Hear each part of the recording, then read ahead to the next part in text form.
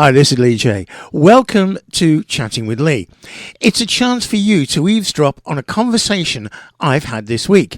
So I wonder who I've been chatting with this week. Let's find out. Very, very chuffed to be chatting with Steven Fletcher, who a lot of people will know from the repair shop, but who also has a fascinating job, if you like, the clockwork shop. Now, Steven, first of all, how are you doing? Yeah, I'm good, thanks. I just sat out in my garden enjoying the sun.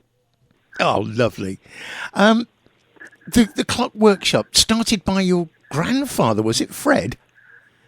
That's right. Yeah, he actually messed around with watches. He wasn't trained, and it was actually in the war that an officer saw him repairing someone's watch and basically took him back to the support services to repair all the equipment and all the officers' watches, etc. So when he came back, he worked for jewelers in Whitney and then went on to open his own business. Now that was then carried on by your father, John.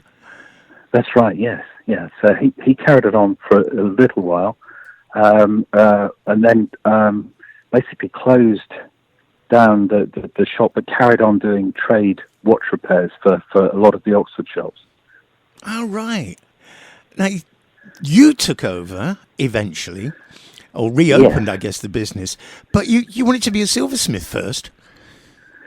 Yeah, well, I actually wanted to be a vet. Really? in the very first place. And I did my work experience for months with a local vet, going around the farms and helping with operations and all sorts of things.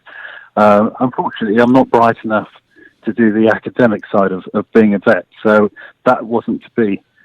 So the other side of things is that I was always making things as a child, always taking things apart, making things, designing things, and I thought then actually being a silversmith would be a great way forward.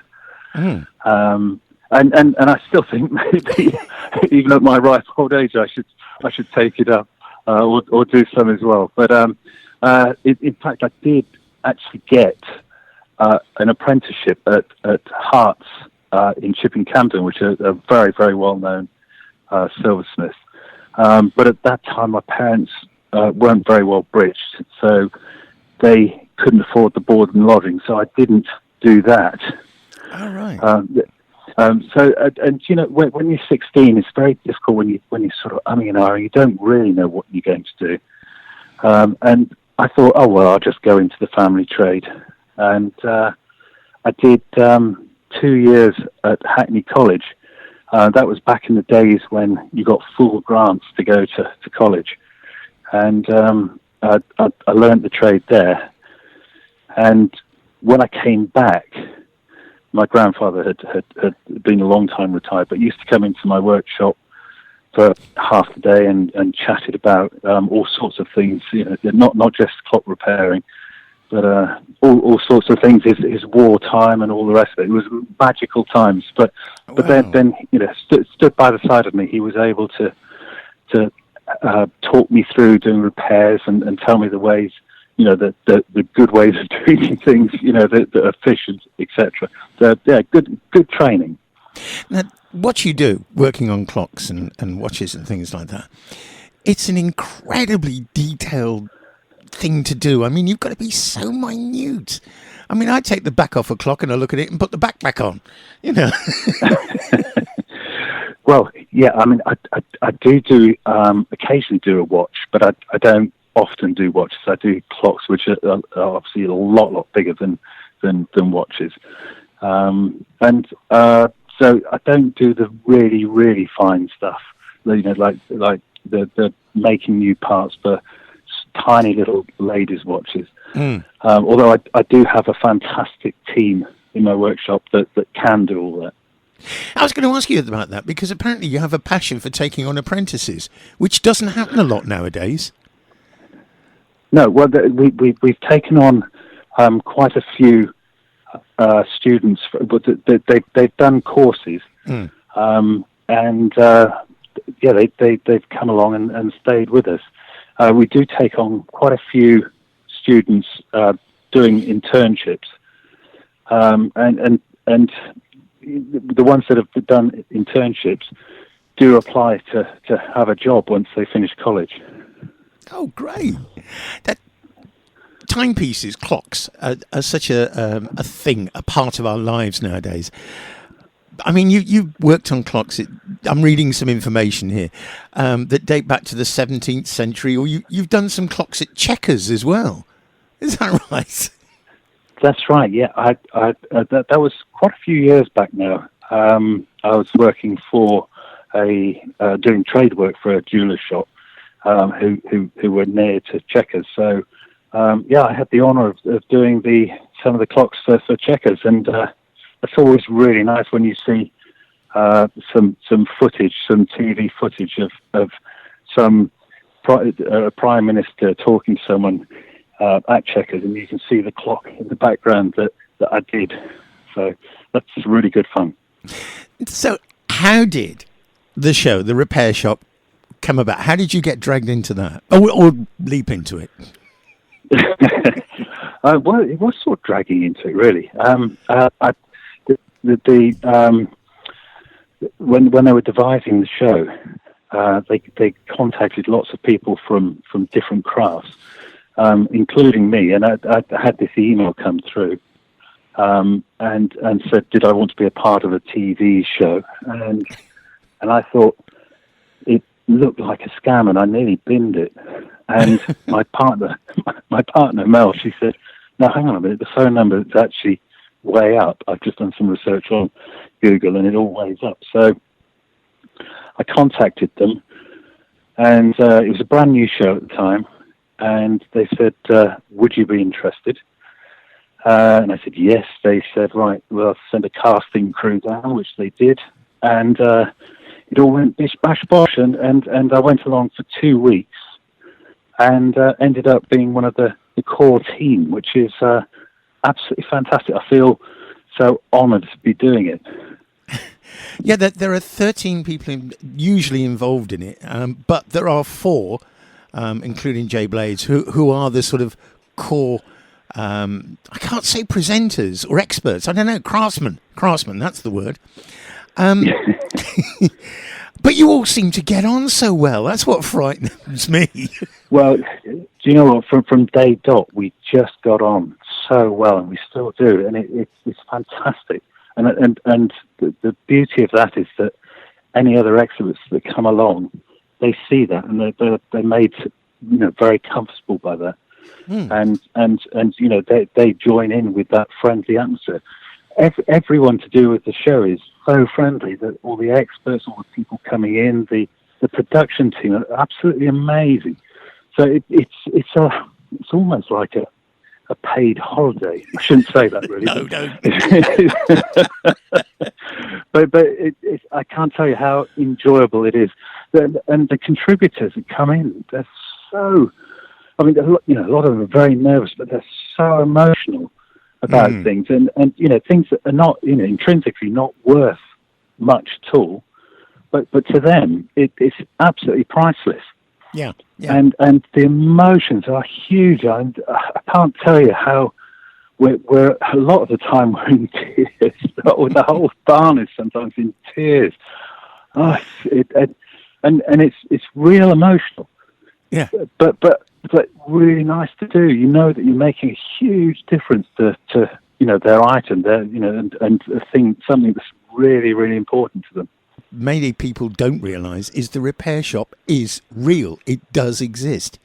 It's in West Sussex, isn't it? It is right. So the barn is real. It's not a studio. No. It's a barn on the grounds of the Weald and Downs Museum, which is a fantastic museum. Great day out for anyone that wants to go and visit. Seeing old buildings and lots of interesting bits and pieces. But the repair shop isn't there all the time. It's only there when we're filming. So people do think that it's there all the time and turn up with with bits and pieces for us to repair, but it doesn't happen like that. So, anything that we take in, there's quite a long process. People have to apply to come on the show.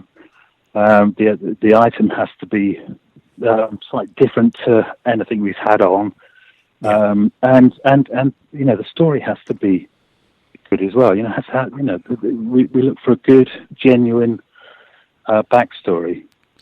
Now you've done some fabulous clocks. I mean, there are clocks where you've had, I think it's Will, isn't it, doing the casing, and I can't remember her name, the lady that did some work. Kirsten. Yes, on the face, and you've got the mechanism working, and it's maybe a clock which hasn't worked for 40 years.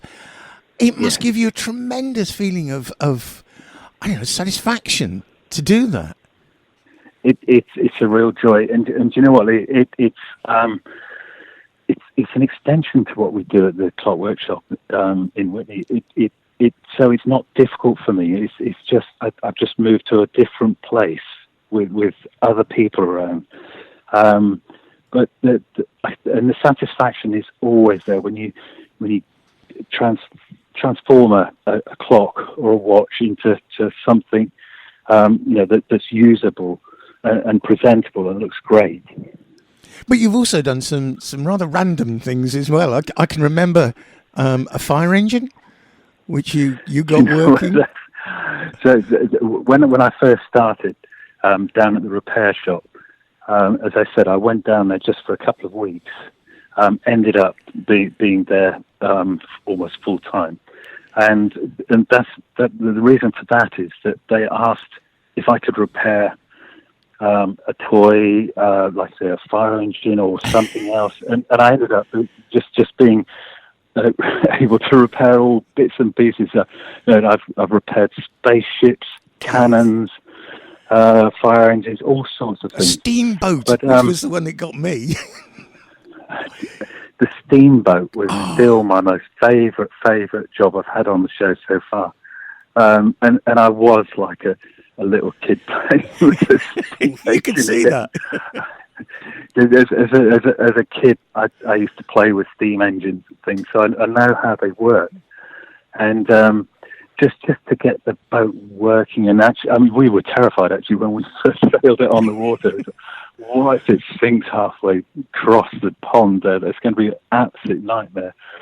But it didn't. So, and Michael, the contributor, was so overjoyed with it. So, and it was the perfect job. Yeah, it was absolutely wonderful because everybody, I should think, who watched that program, and I know there are loads and loads of us, we were all sitting on the edge of our seats going, "Don't sink, don't sink." It didn't. It just went. It was fabulous. Yeah, and it went so fast, and it worked so well. I was chuffed a bit, and there's a scene, and I still watch it occasionally, where Michael and I are sort of crouched down at the side of the pond, like two little kids playing with it. Yes. But it's all real. All that, I can't tell you how real the repair shop is. There's some people have said, "Do you have big teams out the back doing all the work and all the rest of it?" And I said, no. What you see is actually real. And it's a perfect situation because like you say, there are other experts in the repair shop that I can call upon if I need their expertise. So we can usually get more or less anything repaired. Now, one of those other experts is Susie. Who's your sister? Yeah. Is she your twin sister or just your sister?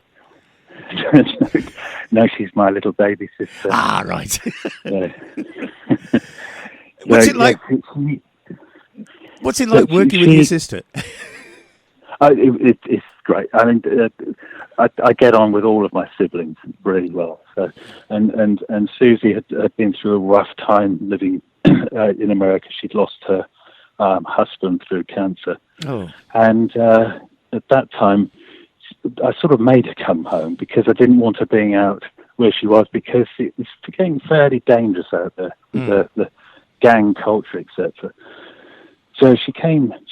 he was coming back, and I said to the producer of the repair shop, I said, "What about my sister? She's a master saddler, and she could do bits and pieces of leather." And at that time, they sort of ummed and ahed and didn't know.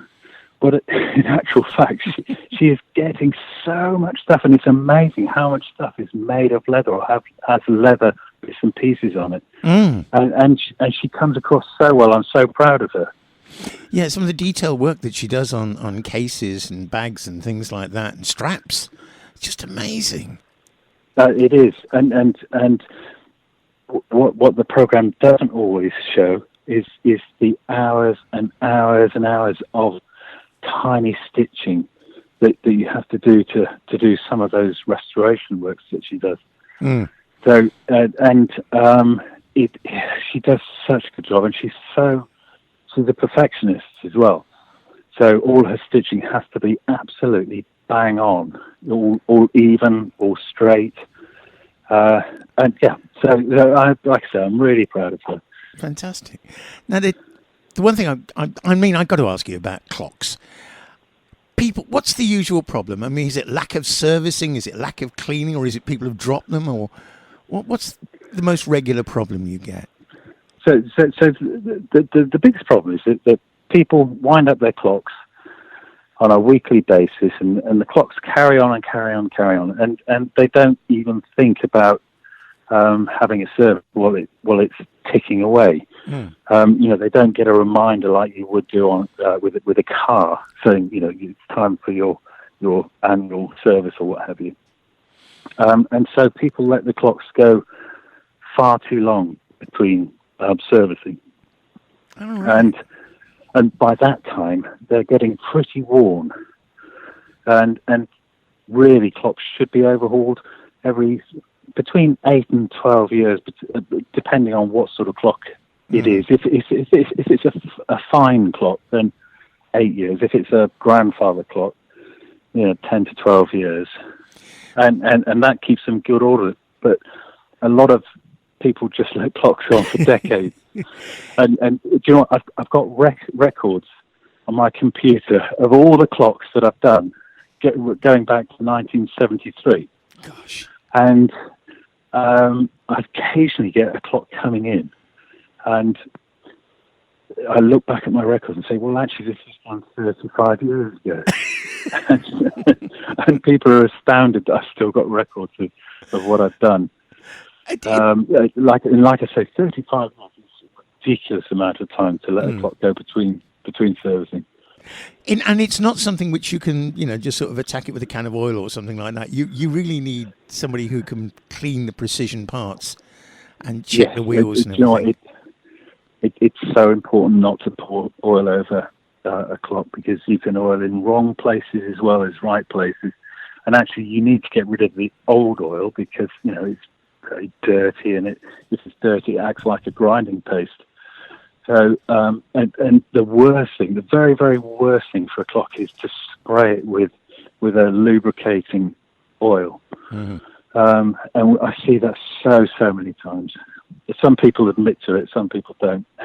So, but yes, and not only do we have to change the oil, but we have to change bearings, we have to reshape teeth, we have to replace worn out or broken main springs. So that's the general sort of servicing. The other jobs that we get in are big restoration jobs, and clocks that have been sort of not abused, but have probably been in the hands of amateurs or family members that have just tweaked it and what have you, or taken bits off.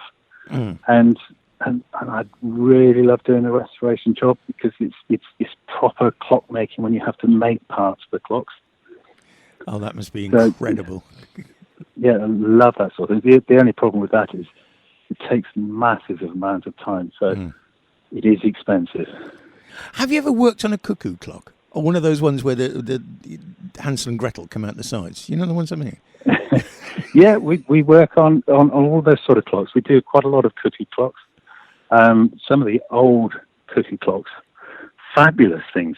And the plates are made of wood, and a lot of the wheel work is made of wood as well on some of the variants ones. Goodness. And it's good fun doing cuckoo clocks. A lot of clockmakers don't like doing them because they can be quite difficult sometimes. But we certainly do cuckoo clocks. Okay. There's one more question I've got to ask you before I let you go, and that is your son. What's the chances of him carrying on the family business? Oh, if only I knew. If only he knew. He's done work experience in the workshop. He's come in occasionally and helped out. He knows the basics, but I don't think he's quite ready to admit that he's going to be a clockmaker yet. so he's looking at doing some CAD design, which will suit his mind, because he's very, very similar to me. Yeah. And he has a very sort of 3D mind and can work things out logically. So, he doesn't know yet, but he will be a clockmaker. Brilliant. Well, look, Steven, thank you so much for your time. It's been an absolute pleasure chatting with you. And we'll watch the repair shop and see what you're working on next, because it could be anything. Yeah, absolutely. You're very, very welcome. And please carry on watching. We're in the middle of filming at the moment, making a lot more shows. Okay. Steven, thank you so much and good luck with the business. And I hope your son makes up his mind. Thank you very much. Thanks a lot. Nice to talk to you. And you. Bye-bye now. Bye-bye. Bye-bye. Thank you for listening. You can find links to more of my interviews on my Facebook page and on YouTube channel, Chatting with Lee.